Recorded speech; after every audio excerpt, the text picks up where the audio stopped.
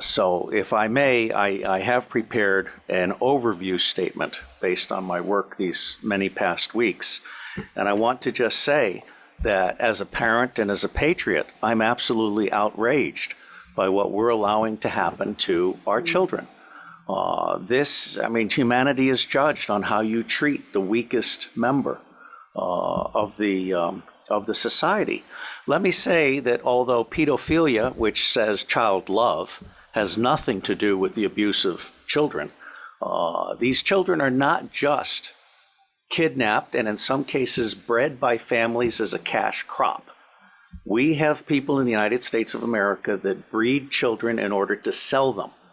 And when they are sold, they come without birth certificates, which means it's easier to kill them and have no one ask where they are. We're also importing children by the plane load. Again, children who have no documentation. It's not just child slavery or child sex abuse. It's also child torture because you have adrenalized blood. You have the whole blood drinking ceremony of the satanic world. It's also the use of children for harvesting body organs. We'll have the Falun Gong testimony tomorrow.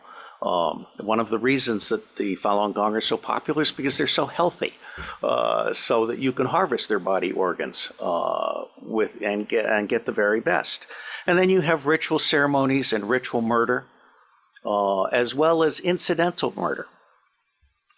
I have been a spy. I'm out from undercover. I'm under a lifetime secrecy agreement. I absolutely tell you without doubt, I have no secrets that I can remember.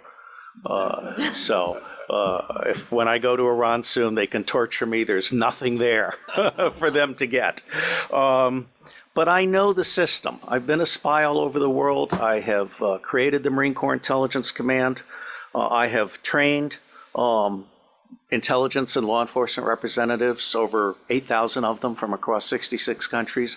They are all, without exception, good people trapped in a bad system.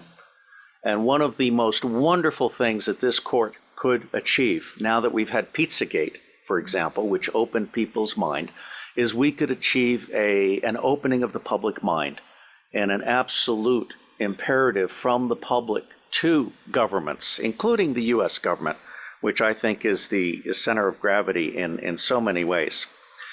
I have found in my research and preparation for this court and all of the work that will follow that most organizations that end up being used to prey on children, Oxfam is a recent example, all of the United Nations organizations, the Boy Scouts of America, all of the child services agencies across the United States of America, they did not start out as organizations to prey on children, but they attract pedophiles.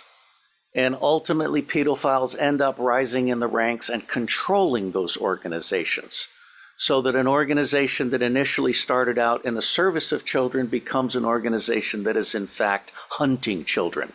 And one of our distinguished commissioners has written an absolutely wonderful book called Child Hunters, which I recommend to all of you as a brief on this. Governments are letting us all down.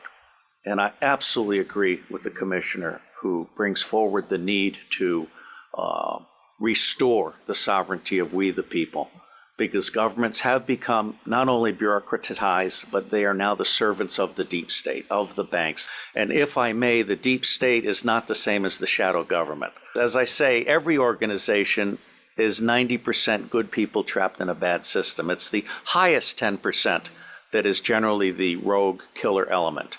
The shadow government is generally politicians. I won't speak to England, but in the United States of America, we have a two-party tyranny, which disenfranchises 70% of the public. And so they run this chimera of an election process. One of the problems with computers is they're too easily manipulated. In the United States of America, elections are decided before the first vote is cast. The electronic voting machines are essentially fraudulent machines, just as computers can record a fraudulent judgment that sticks with you forever, or make a child vanish. I am concerned because most of these organizations dealing with children don't have counterintelligence protection. They're not vetting the people that are moving up in the ranks. And the government is allowing that to happen. So what you have essentially is the pedophiles generally appear to be the most wonderful, sociable people. Let Sally sit on Uncle John's lap because he's such a loving uncle. Unbeknownst to people, Uncle John is actually a predator. We're not doing the counterintelligence at the local level, the province level, or the national level. It's absolutely essential that we begin to talk about this openly.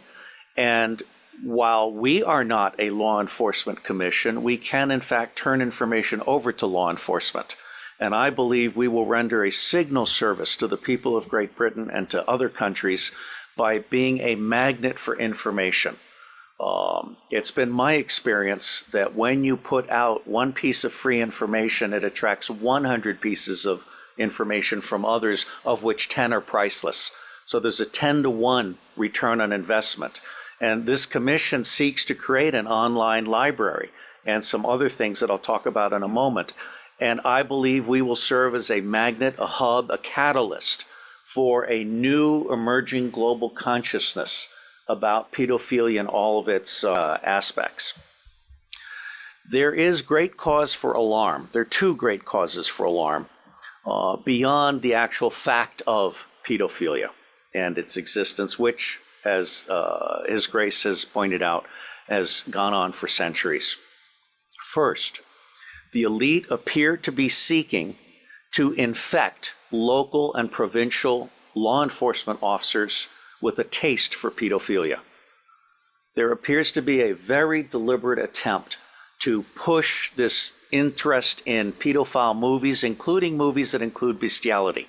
I'm very concerned because we're seeing some snuff movies now, and we're seeing some movies in which military war dogs are raping children, including toddlers. And these movies may have come out of the American occupation of Afghanistan and the boredom of U.S. Army and Marine Corps troops, where in Afghanistan, pedophilia is common. It's a standard practice at the village level.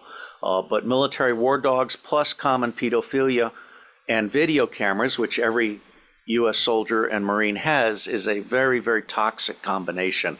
And I'm seeing direct evidence that that is one of the most horrible things that's come out of Afghanistan in recent years. Now, let me also tell you that we have a second concern, and the witness has really most magnificently outlined asset stripping. The core message from this asset stripping is that the same machine that strips children from families strips wealth from those who are being preyed upon. Not just whistleblowers, but, as we'll hear on Wednesday, husbands stupid enough to try and hide their money by moving it offshore so that they don't have to share with their wife.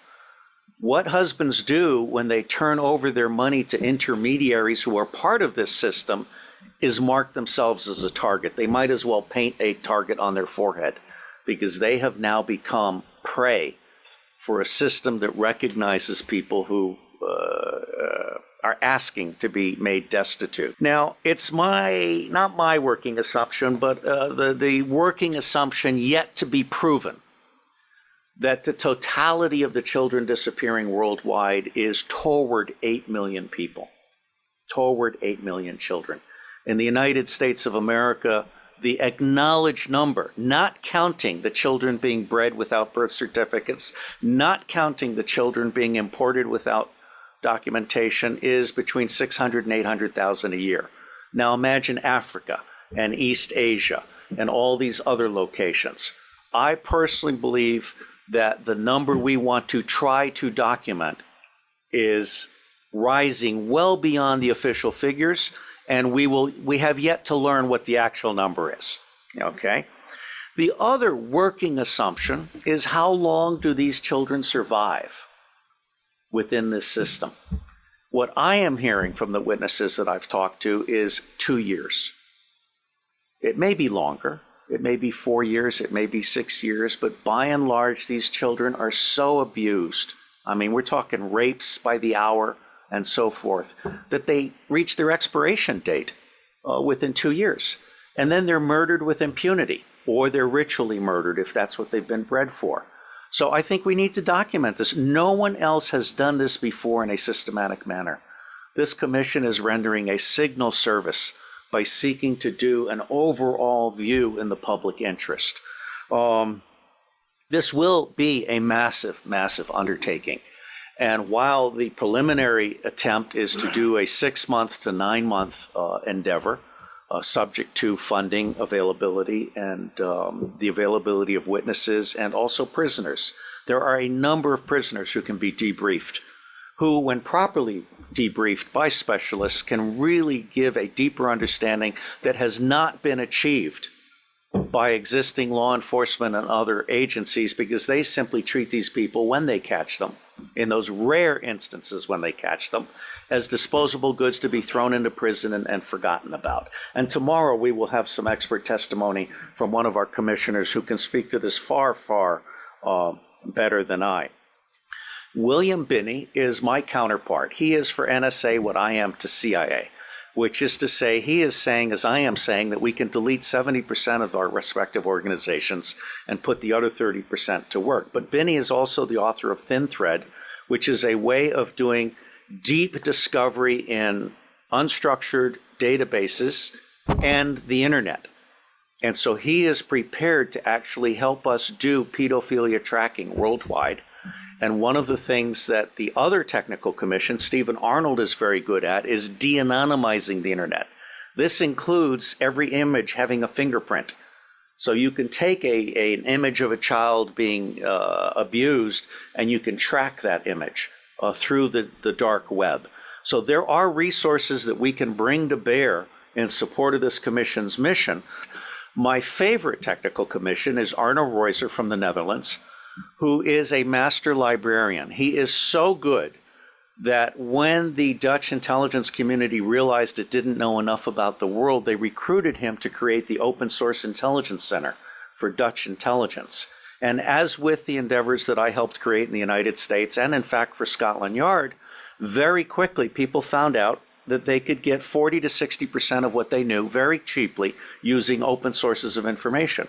That's not what government intelligence agencies do today. They want to spend as much money as possible in the riskiest way possible on the most expensive way possible. They're not actually there to do decision support or answer questions. So I believe that Arno Reuser is capable of creating the world's first digital library on pedophilia. And this would be a multilingual library to include local dialects. And it would be a library that would then end up being what we call a magnet for walk-ins. We want to have a very professional ingestion system so that people can volunteer to provide expert witness to the thing, or they can volunteer to offer up their papers. There are a number of pedophiles now who are actually ready to turn over their diaries. All right, so I think we're actually doing something really, really huge. My final comment. The center of gravity for taking down the deep state.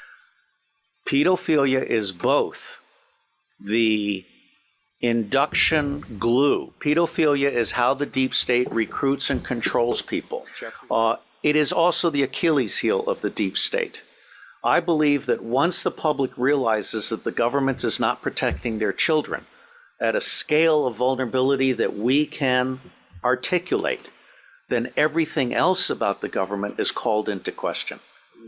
All right?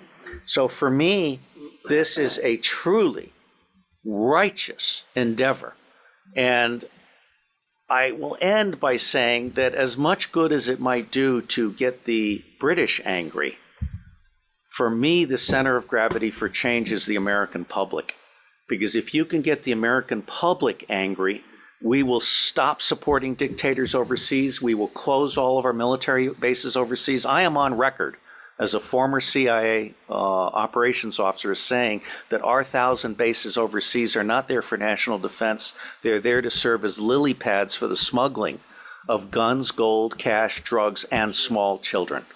So let me say I am proud to be in your company. And I believe that no matter what we do or do not do, it is going to make a difference. God bless you all.